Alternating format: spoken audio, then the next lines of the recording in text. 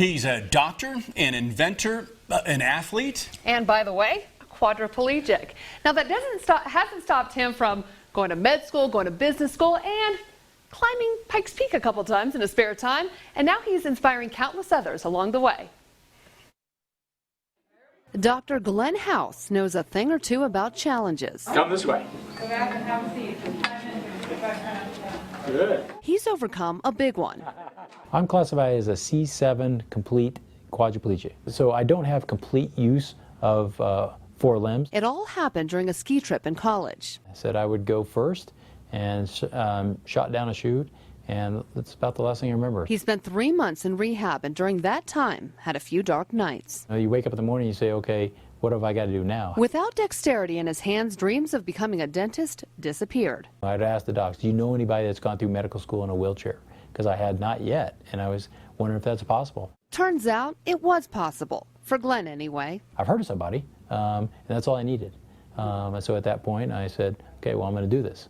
He became the first person at the University of Washington to complete med school in a wheelchair. They did have me try to sew up a pig's foot, and after they saw what I did, they said, you're not sewing. But it wasn't long before he found his calling. I want to know the most about myself that I possibly can. I don't want another doctor knowing more about my own condition.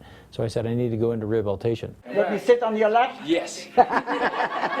He went even further, completing a spinal cord fellowship in New Jersey and then wound up here at Penrose St. Francis in Colorado Springs. And I'm doing everything they tell me, except for standing on my head. And it was here he encountered another challenge. For individuals with limited dexterity, there wasn't a product that would allow people to catheterize. Then late one night, I was in the ICU at 2 in the morning and saw this device hooked up to a ventilator, and I said, I need a piece out of that. So I took it apart, took it home, put things together, applied for a patent, got my first patent. and now he owns 15 patents. So I said, I need to know about business. So Dr. House got his executive MBA at the University of Colorado, Learned a language, a business language. which led him here, just a short drive from the hospital. Dr. House opened his business, Elevation Medical Supply. We have everything. It's like a shoe store, except for instead of shoes on the wall, it's catheters. You're able to see every single product that's made, see what fits best for you. There's an education room. There's models to try things out on. You get to take things home. As if that's not enough, he's a pretty serious athlete, climbing Pikes Peak 5 times. There are so many things that I wish I could change, but I can't. So now what do we do? And what do we do that's, that helps us live life to its fullest? Something it seems Dr. House has figured out. It's a great life, and it's just out there for you. No matter what challenges come our way.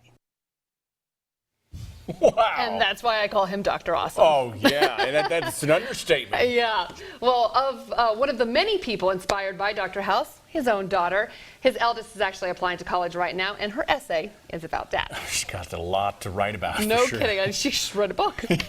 Right, exactly.